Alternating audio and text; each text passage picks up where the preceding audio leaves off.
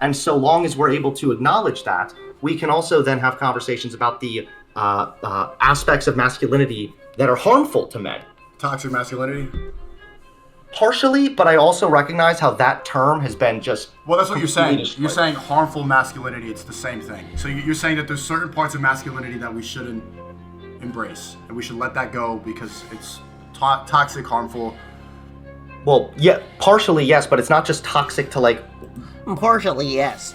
You don't like the fact that men are men. Traditional masculinity is what we need to strive for. The world nowadays, you can see it in a lot of their philosophies when it comes to commercials and a lot of their campaigns and what they push for. Even look at the campaigns recently that have gotten a lot of scrutiny with the Gillette commercials. They are pushing to destroy traditional masculinity. Men roughhousing is looked at as bad. Men competing is looked at as bad. We have articles now that say if you lift weights, you're a right-wing extremist. This is a push to destroy traditional masculinity. People that hunt, people that go outside and chop wood, people that lift weights, people that want to be stronger, people that compete, people that actually fight for a living. These are looked at as bad in society. There's no denying that. Come on now. We all see it. The women, right? It's toxic to the men. It hurts men specifically. No, it doesn't. And that's why what parts of what do you think is toxic masculinity? The idea that you should suppress emotion. You should. The idea that showing if you cry, for example, as a man, that's seen as being weak. It is. That is absolutely detrimental to you're really gonna a man's argue. mental You're really well-being. going to argue with me and say that crying isn't weak? It's not. And it's further evidenced by the fact that He even sounds more feminine. It's not. It is. If you cry in front of me as a man, I, in my back of my head, will not trust you with doing any tasks that need to get done. If you sit there and you're crying about life, I will not trust you. I won't trust you because I know you can't handle simple things in life. Depending on what you're crying about, yes. There are some times in life where as a man it's okay to cry. Family death.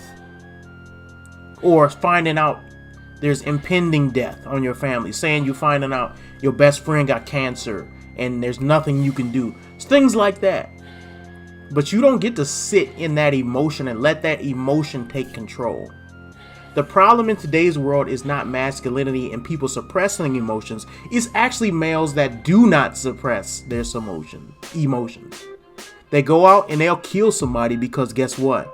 You made me mad. You said something I don't like on Facebook. And you disrespected me in a rap song. So now I'm shooting up everybody because I don't know how to suppress my emotions. It is not the other way around. that masculinity is a social construct. So, for example, this comes from no. Okay, don't keep repeating that. How? It's very basic things. Like, yes, you should be able to express your emotions, but would you cry on camera?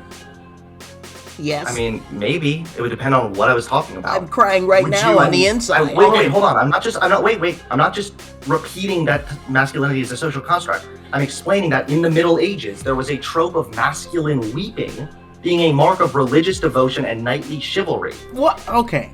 This is a dumb point.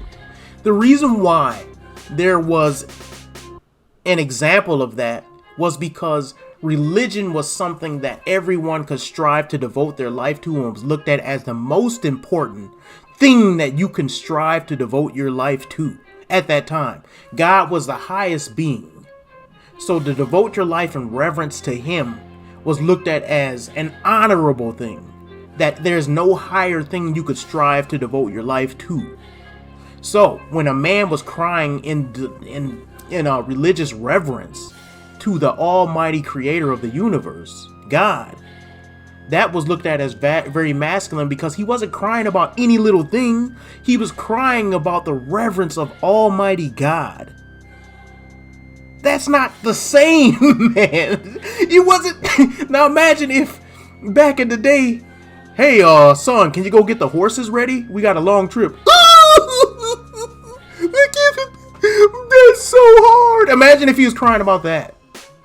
Hey, son, we gotta go get some water because our family. Life is so hard. Now, you could say I'm making the wrong comparison and that people in today's world don't cry about everything. That's not true. Go on TikTok right now. You will see young men crying because they work at Starbucks. And Starbucks is too hard. You will see young men crying because people don't acknowledge their feelings. You will see young men crying because they crashed their car. They're not hurt. They just lost something in life and they don't know how to deal with it. They can't cope. Get over it. Be strong. Overcome. That's how you be a man.